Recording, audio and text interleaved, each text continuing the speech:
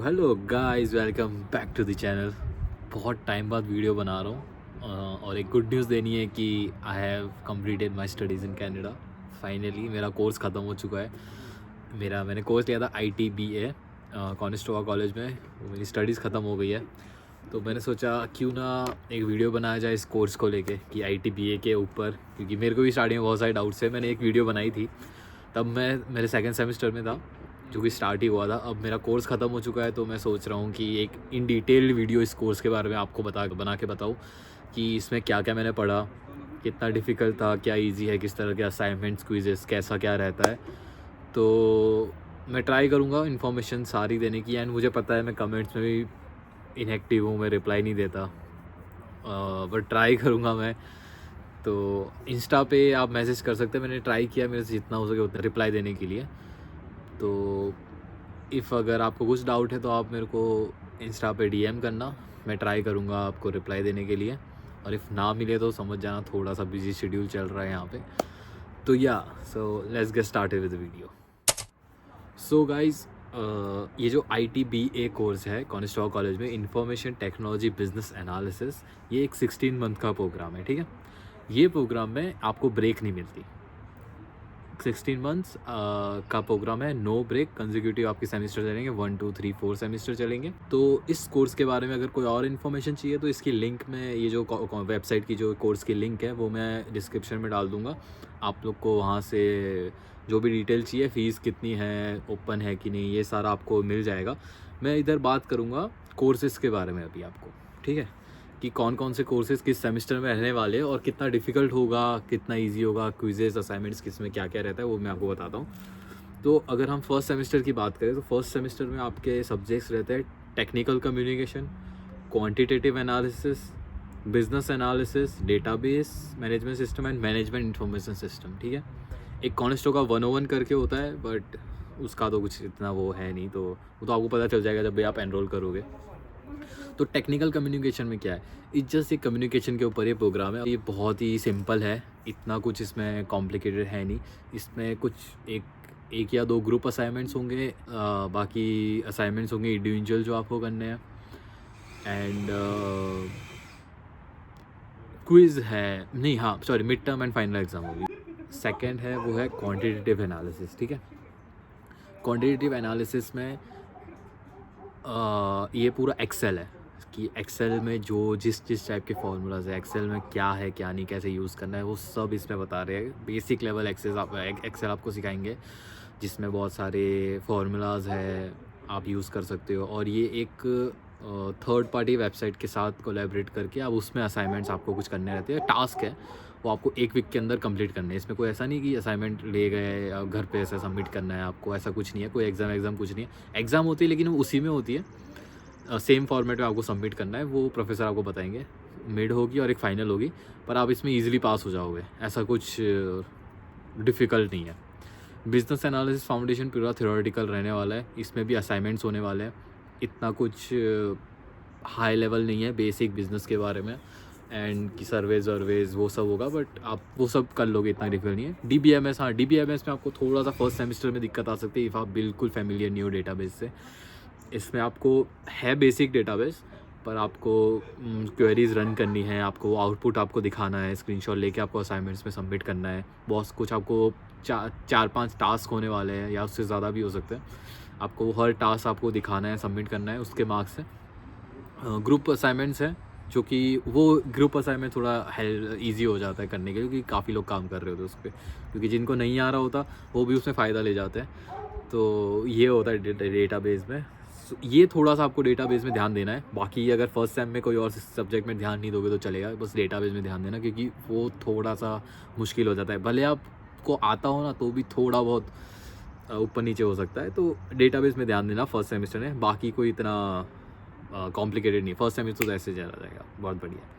बात करते हैं अब सेकंड सेमेस्टर की। सेकंड सेमेस्टर में आपका रहने वाला है career management, requirement modelling and visualisation, ITSM information technology service management, requirement elicitation, business process flow analysis 1, data visualisation tools and technique.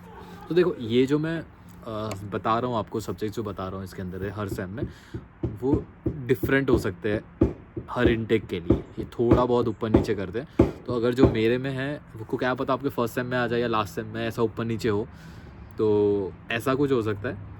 ये हमारे सेकंड सेम में थे। तो करियर मैनेजमेंट पे जस्ट आपको वो सिखाएंगे, रेज्यूमे कैसे बिल्ड करते हैं, ये सब है। तो इतना कुछ नहीं है और शायद इसका लेक्चर ऑनलाइन ही होता है। फिर रिक्वायरमेंट मॉडलिंग एंड विजुअलाइजेशन है, इसमें आपको SDLC होगा पूरा, एंड UML डायग्राम्स जितने भी है वो सारे डायग्राम्स है, यूज़ केस कैसे बनाते हो ये सब आएगा। ITSM में भी थ्योरेटिकल है, कंपनी में कैसे सर्विस को मैनेज किया जाता है, टिकट जनरेशन और भी बहुत सारी चीज़ें इसमें आती है। एंड रिक्वायरमेंट एलिसिटेशन में कि यूज़र से रिक्वायरमेंट लेके आपने कुछ किया तो यूज़र स्टोरी बनानी है। और ये भी बहुत थ्योरेटिकल सब्जेक्ट्स है ये सारे, और इसमें असाइनमेंट्स आएंगे, बहुत सिंपल असाइनमेंट्स आएंगे, इतना कुछ कॉम्प्लेक्स नहीं है, तो ईजिली हो जाएगा ये भी। बिजनेस प्रोसेस फ्लो एनालिसिस में आपको आपको फ्लो चार्ट्स बनाने हैं, ये भी हो जाएगा ईजी, क्योंकि इतना कॉम्प्लिकेट नहीं, क्योंकि सेकंड सेम में ज़्यादा सब थ्योरेटिकल है। सिर्फ एक सब्जेक्ट है डेटा विजुअलाइजेशन। इसमें क्या सीन है कि इसमें आता है मैथमेटिक्स, ठीक है, स्टैटिस्टिक्स आता है। तो इसमें ना क्विज़ है। अब क्विज़ भी एक पोर्टल थ्रू है, ठीक है। अब वहाँ पे क्विज़ में क्या है कि बहुत सारी क्विज़ेज़ हैं, शायद हर वीक के लिए क्विज़ होंगे, और उसमें बहुत क्वेश्चंस रह सकते हैं, 20 क्वेश्चंस हो सकते हैं।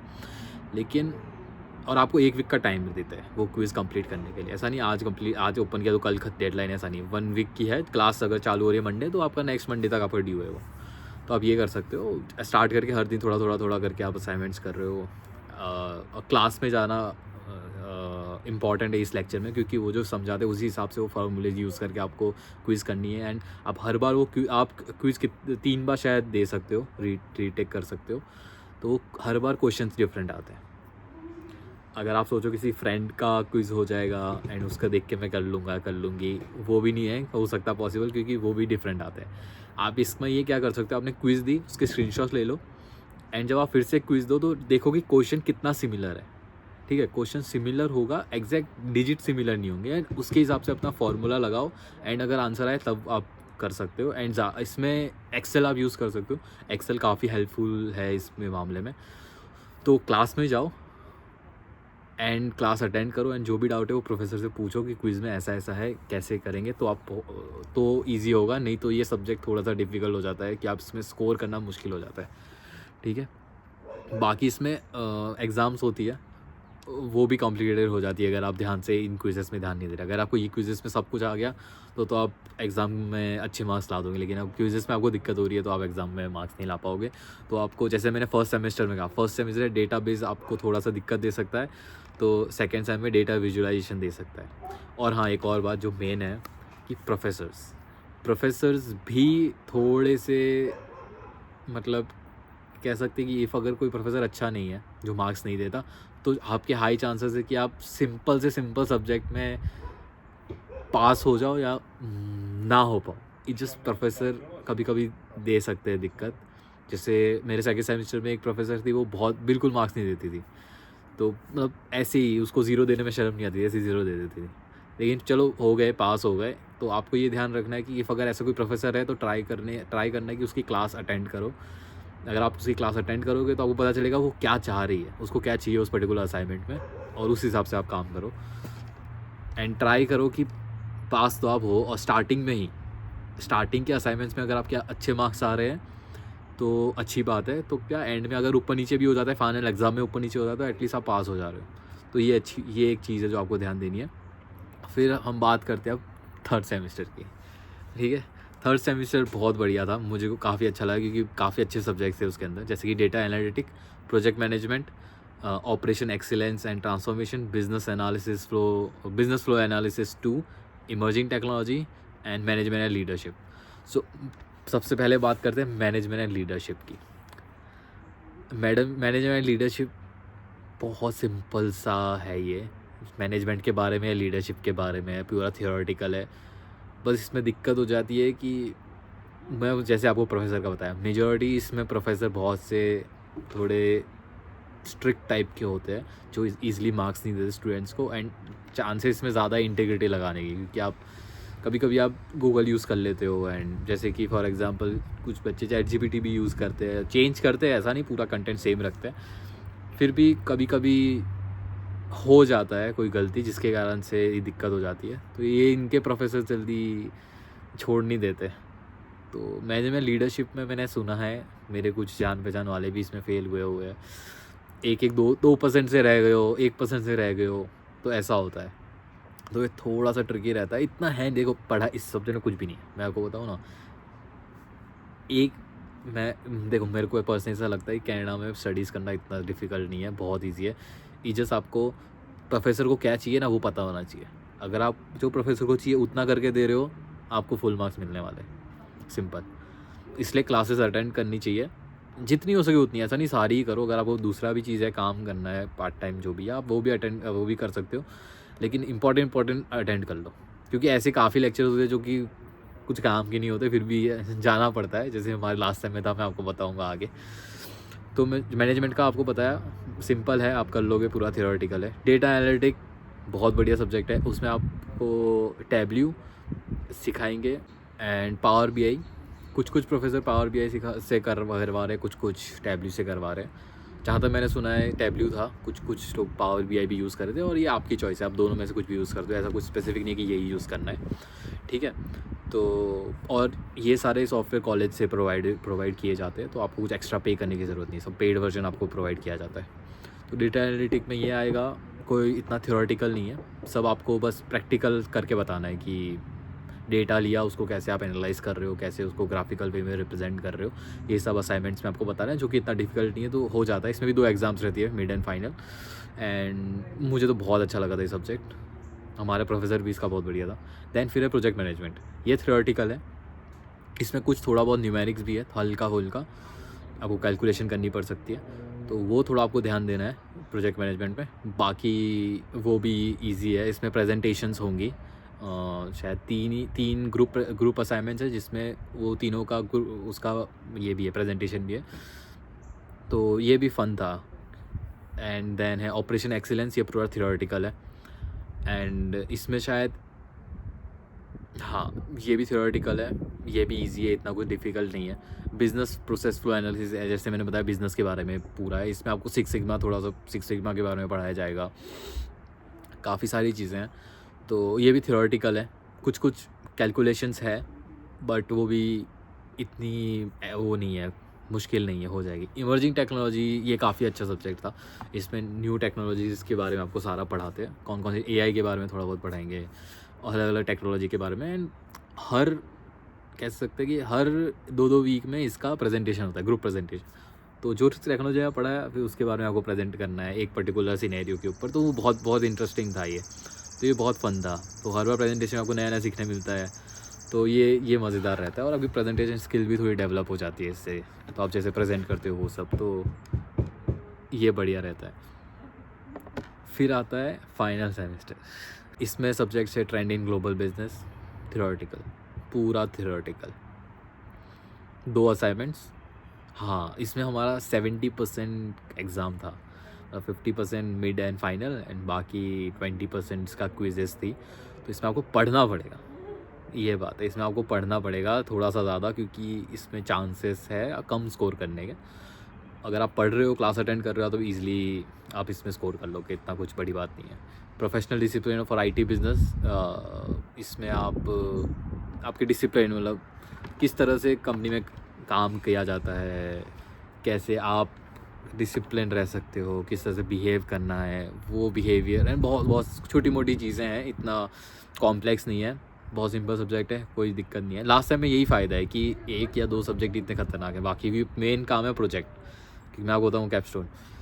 फिर है QA, information system quality assurance, इसमें QA के बारे में, सॉफ्टवेयर टेस्टिंग के बारे में पूरा, कितनी टाइप की टेस्टिंग्स होती है, आप कैसे टेस्ट केस बनाते हो, टेस्ट सिनेरियो बनाते हो, टेस्ट प्लान बनाते हो, डिफेक्ट रिपोर्ट, ये सब है। तो ये भी बहुत बढ़िया था, काफ़ी कुछ सीखने मिलता है। इफ़ आप BA नहीं हो, आपको QA साइड भी जाना है, तो भी आप QA साइड, इससे आपको इतना पता चल जाएगा कि हाँ क्या क्या बेसिक रिक्वायरमेंट्स होती हैं और क्या क्या आपको आना चाहिए एज अ QA, ठीक है।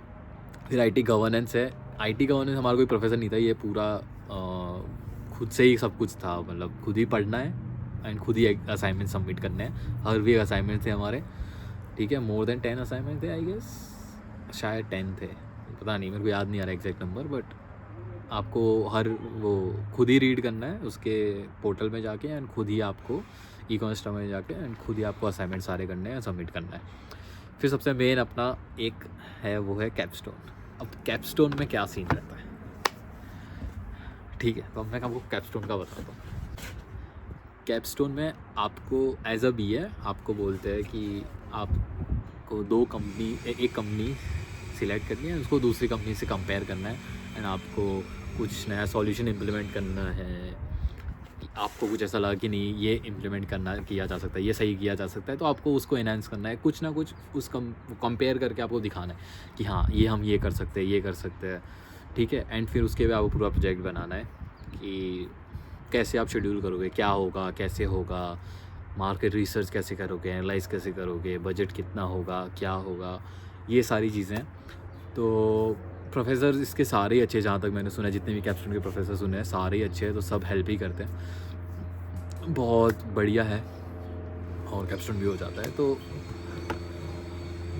ओवरऑल इतना डिफ़िकल्ट कोर्स नहीं है, बस एक दो सब्जेक्ट में जैसे मैंने स्टार्टिंग में बताया उसमें आप थोड़ा सा ध्यान दे दोगे तो फिर तो पूरा सेट है, तो फिर चांसेस ही नहीं है फेल होने के। हाँ, बस फेल ज़्यादातर बच्चे फेल हो जाते हैं तो वो एक ही चीज़ की वजह से कि इंटीग्रिटी लग गई, या फिर इंटीग्रिटी लगने की वजह से प्रोफेसर ने उस असाइनमेंट 0 दे दिया, सिंपल, या फिर वार्निंग देके छोड़ दिया क्योंकि मैंने 0 दे दिया तेरे को इस असाइनमेंट में, ऐसा। या फिर असाइनमेंट सबमिट करना भूल गए, डेडलाइन चली गई, टाइम पे सबमिट नहीं कर पाए। ये छोटी मोटी चीज़ें होती है जिसके वजह से आपका ओवरऑल कम होने के चांसेस है। जहाँ तक मैंने सुना है अभी तो 60% हो गया है आपका, तो आपको 60% स्कोर करना है, तो बट ठीक है, इतना डिफ़िकल्ट कोर्स नहीं है, एकदम बढ़िया है। एंड इसकी जॉब्स के बारे में बात करो तो अभी तो हम ढूंढ ही रहे हैं, ठीक है। मेरे जितने भी फ्रेंड्स हैं जो सीनियर भी ग्रेजुएट हुए, सब लोग ढूंढ रहे हैं, तो जॉब्स के बारे में तो मैं कोई कमेंट नहीं कर सकता अभी। बाकी आप लोग को कुछ डाउट हो इसके बारे में तो मेरे को बताना, मेरे को मैसेज करो कि ये डाउट है। हाँ, बट ऐसा नहीं कि आप मैसेज करके मेरे से असाइनमेंट्स मांग रहे हो कि दीजिए हमें असाइनमेंट्स भेज दे यार, ऐसा ऐसा है, हमें इसमें फंस गए। मैं आपकी हेल्प कर सकता हूँ, आपको असाइनमेंट्स तो नहीं दे सकता, लेकिन मैं आपको बता सकता हूँ कि अगर डाउट है तो ऐसा ऐसा कर सकते हो।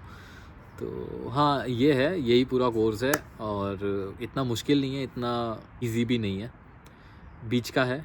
मज़ा आएगा पढ़ने में, काम करने में, एंड इफ़ अगर आगे कुछ होता है जॉब वॉब का तो मैं आपको बताता रहूँगा क्या है क्या सीन। तो या that's it for the video, thank you so much.